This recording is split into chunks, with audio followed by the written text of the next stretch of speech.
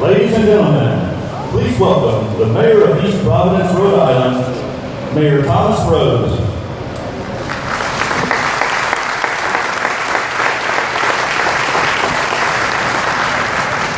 Good afternoon. On behalf of the entire city of East Providence and the state of Rhode Island, we welcome you all here today in honor to see the Vice President of the United States, Vice President Biden. We thank you so much for being here with us today on such an important issue that we're looking into as far as the infrastructure of the city of East Providence as well as the state of Rhode Island. Thank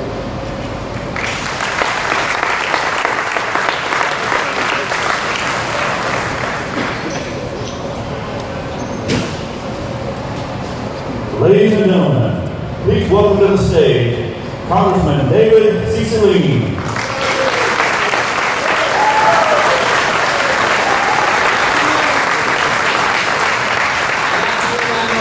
Delighted to be here with all of you. Welcome the Vice President of the United States, Joe Biden, to Rhode Island. There was a time when our country's infrastructure set a clear standard for the rest of the world to follow. 60 years ago next month, we started building the interstate highway system. It was a massive undertaking, the largest public works project in the history of the world. The Democratic Congress and a Republican president worked together to get it done. And our entire country saw the benefits, better jobs, and a stronger, more prosperous middle class. But today we've fallen behind. Overall, the United States ranks just 16th in the quality of our infrastructure. And within the United States, Rhode Island ranks 50 out of 50 states in the quality of our bridges. Our competitors have raced past us, and it's long past time we catch up.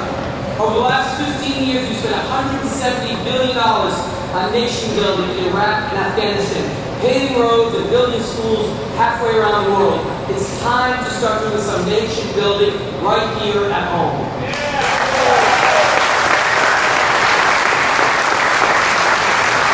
This is about our pride as a country. This is about whether we want to continue leading the world in the 21st century or be content with second-rate bridges, roads, and schools.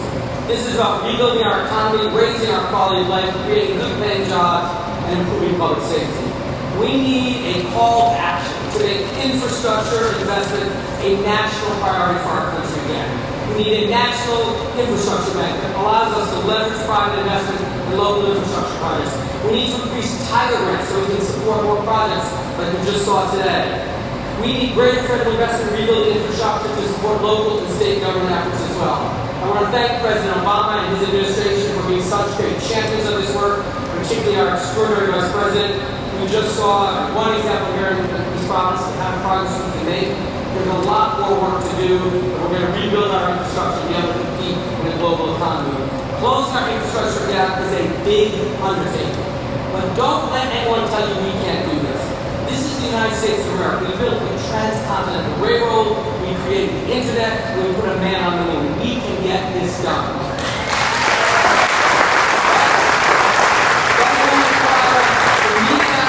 It will require all of us to work together at every level of government, local, state, and federal, and to respond urgently to this challenge. All Americans and all Rhode Islanders deserve nothing less. So I am proud to be with our entire congressional delegation, with our governor, and with Vice President Biden as we continue to make the case for the importance of this effort. Thank you.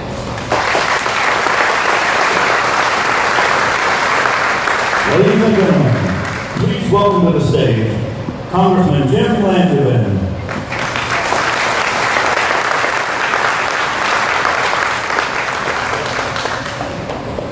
Good afternoon, everyone. It's outstanding to be here today. I want to say how pleased I am to be able to welcome Vice President Joe Biden back to Rhode Island. Once again, Mr. Vice President, it's an honor to have you back in our great state. It's also an honor to be here today with all of my colleagues in the congressional delegation, Governor Raimondo, and all of our many colleagues and governors who are here today as well. We're here today to recognize the dire challenges that we face in American infrastructure, particularly right here in Rhode Island. I agree with my colleague, Congressman Cicilline, that we need to look at this as an opportunity, as a national call to action to rebuild our infrastructure in our state, here in Rhode Island, and across America. As many of you know, the state of our highway, bridges, in the nation. A disconcerting statistic, to say the least. And I have to say that I've been on many of these bridges, and it's downright scary. To provide one example, the 610 connector, a central artery in Providence that I know many of you are quite familiar with, has 7 of its 9 bridges rated as structurally deficient. Well, they're currently, right now, as you know, you can see the drive out here, being held up with stopgap measures like plywood, steel girders, and Jersey barriers. That's no way to have our infrastructure functioning as it should for the people of Rhode Island. The last thing that any driver wants to worry about is the safety of the bridge that they're driving under or over. We don't want our commuters to be afraid of disaster like we saw in Minneapolis just a few years ago. So, ladies and gentlemen, I commend the efforts of Governor Raimondo and our IDOT, the Lines and Road Works program, Rhode Island, which I know is going to help to rebuild those highways and bridges most sufficiently worn down through years of freight and deterioration and commuter traffic. And to help this effort, my colleagues and I have made personal appeals for Rhode Island to be included in a new fast lane program at the federal level that's run by the U.S. Department of Transportation. For hopefully an infusion path like that will do exactly what we need to do in Rhode Island to rebuild our infrastructure.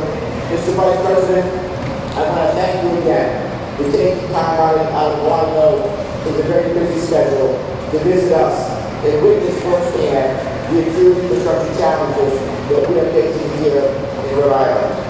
I know with the combination of resources and commitment at both the state and the federal levels, I know that we can rebuild our highways and our bridges to meet the demands of today, tomorrow, and well into the future.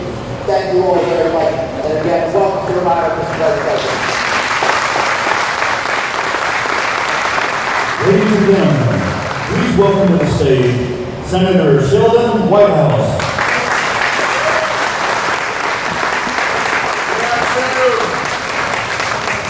How terrific is it to have a chance to welcome our favorite Vice President here to Rhode Island on our favorite topic, which is infrastructure. Is that not great?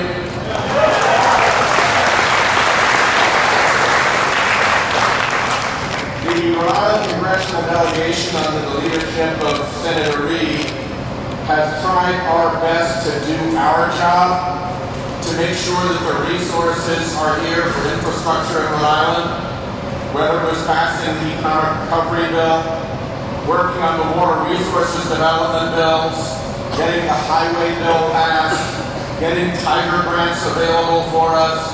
We have worked hard to lay a foundation for prosperity and for solid infrastructure in our state. And at the state level, Governor Raimondo has done a terrific job, along with the support she's received from our General Assembly friends who are here and from the mayors who are here to see to it that Rhode Island is supporting the federal effort with a state effort of its own. And between the two, we are going to see some terrific change ahead.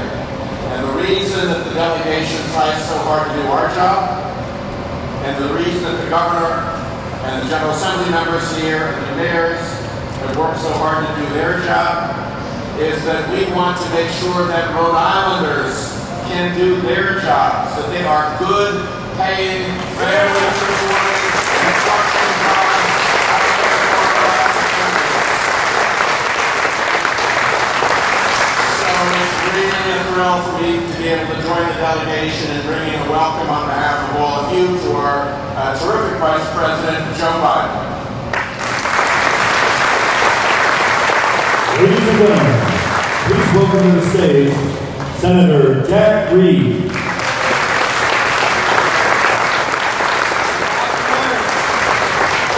It is a real pleasure to be able to welcome to Rhode Island again my friend, my former colleague, the Vice President of the United States of Rhode Island. know, when there's a big job to do in Washington, Joe Biden's the first person to get the call. And that's particularly the case when it comes to infrastructure. Through Joe's efforts, when they were considering, and we were considering, the Recovery Act, he made sure there was infrastructure money in it. Rhode Island has received $261 million as a result. When we're talking about the Tiger Man program, which again Joe has been fighting for, we have received $75 million. And all this translates into jobs for Rhode Islanders and opportunity for everyone. And that's the key to our progress.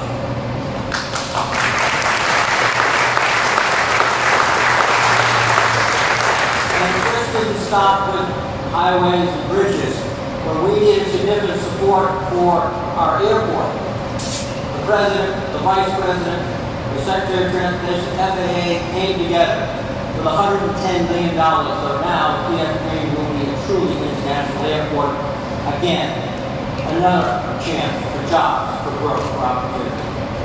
Joe Biden understands that the foundation of opportunity and progress is infrastructure, literally. It gives people jobs, it gives us all a much better economy. And the reason he understands that is that he's never forgotten where he came from. A working class family that worked hard, that took advantage of education, that was able not only to prosper themselves, but very importantly, and throughout his career, ensure that every other American got the chance to prosper, got the opportunity. Because Joe believes, as so many of us do, the measure of our success as a nation is not that those with much get more, it's that everybody gets a chance. And there's no better way to do that. There's no better way to do that to invest in infrastructure, in jobs, in productivity. It's a delight to recognize and to welcome our great Vice President, Joe Biden. Thank you.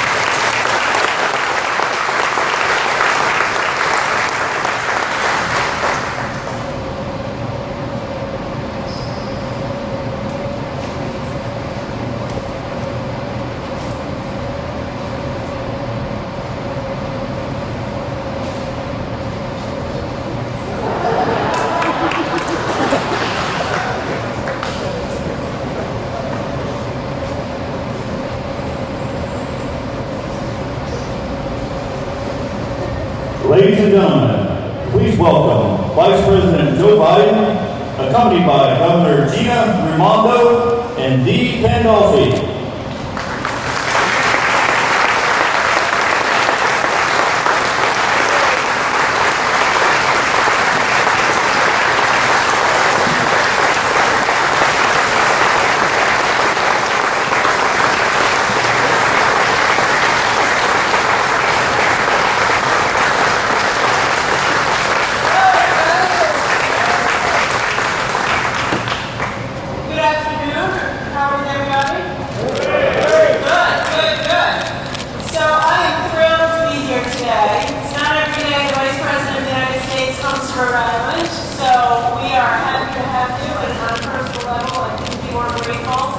That you would take time out of your schedule before a long weekend to be with us. I first want to recognize our federal delegation. I've said this many times, but it is so clear that we have the best federal delegation in America.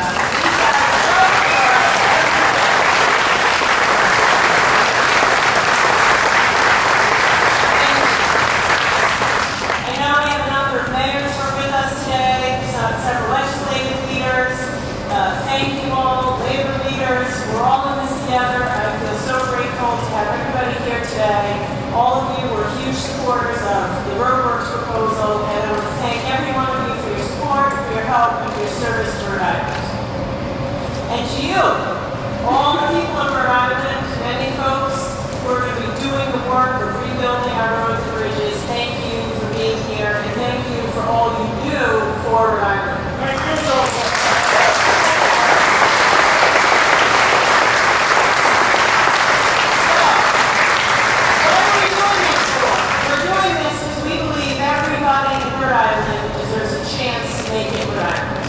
believe in building an economy where everybody has a fair chance, who works hard, can have a good job, and take care of their family. And the president and the vice president have been focused on creating jobs since the day they took office and every day since. And it's paying off. Because of their hard work and the hard work of the American people, U.S. businesses have added over 14.6 million jobs over 74 straight months of job growth.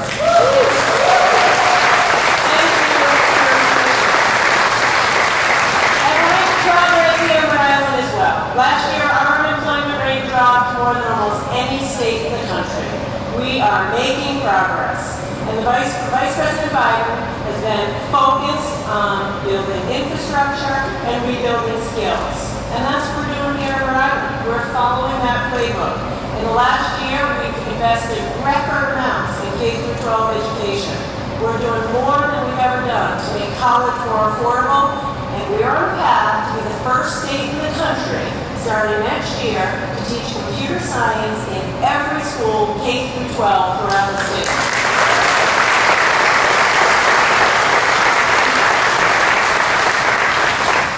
The Federal Reserve put a report out. They said 46% of Americans say they struggle to meet an emergency expense of $400. That's not right. That is not right. Vice President Biden said, too many parents don't have the confidence to look their child in the eye and say, honey, everything's going to be all right. And you know, the father and grandfather and his mother, that isn't right. So that's why we raised the minimum wage last year, and I hope we do it again this year.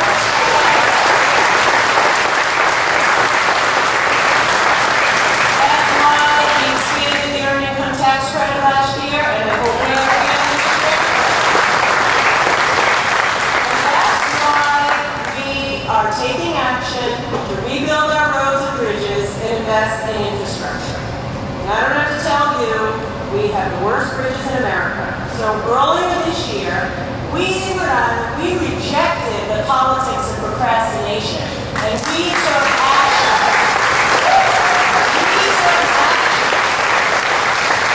And working with the legislature, and thank you to the members who are here who took the tough vote, we put in place Roadworks, which is a 10-year plan to invest billions of dollars rebuilding our roads and bridges and putting over 6,000 people to work in good, middle-class jobs.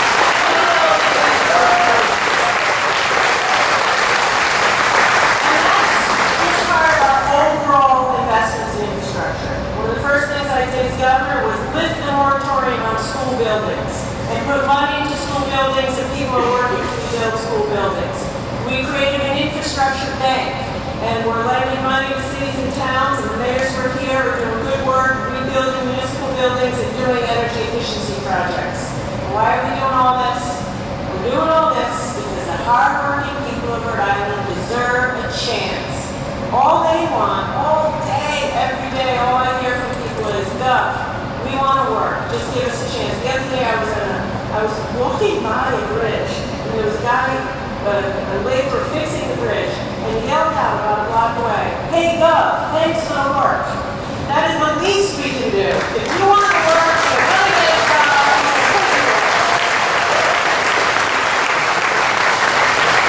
And there is no one who believes more deeply in fighting for the middle class than Vice President Biden. No one.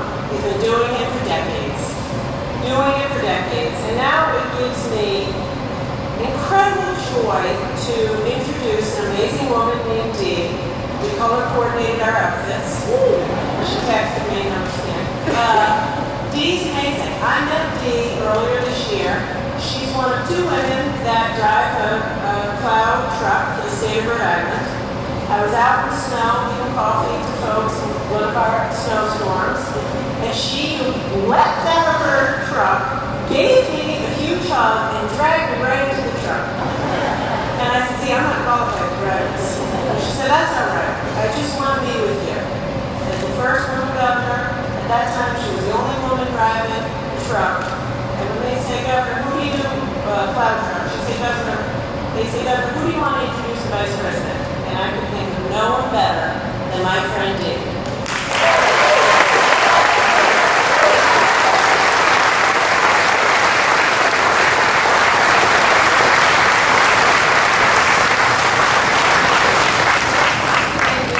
Well, as you all know, my name is Nathan Golke. I do work for DOT. This is my facility, East Providence Maintenance Facility. As she mentioned, I met her last winter. She came in during a storm. She brought us coffees and donuts. And we wanted to take a couple pictures and all. And I said, well, my truck's right outside. Let's go. And we did. I saw a common goal we have, and that was to do a good job, to make the citizens of Rhode Island proud. We have something in common as well, being strong women doing a really difficult job. So we put that into play and really make it work for us. Now the interest of the governor and her team, I know that we're going to be busy now, working on maintaining all the hard work and taking care of any issues we may come up with in the future. But because they're being well taken care of now, there won't be such a huge issue in the future. The man that I'm about to introduce knows all about difficult tasks and issues. It's important, and he knows it's important to see great infrastructure for our country. I know he stands with us workers in handling major tasks. I'm so very proud to introduce to you the Vice President of the United States, Joe Biden.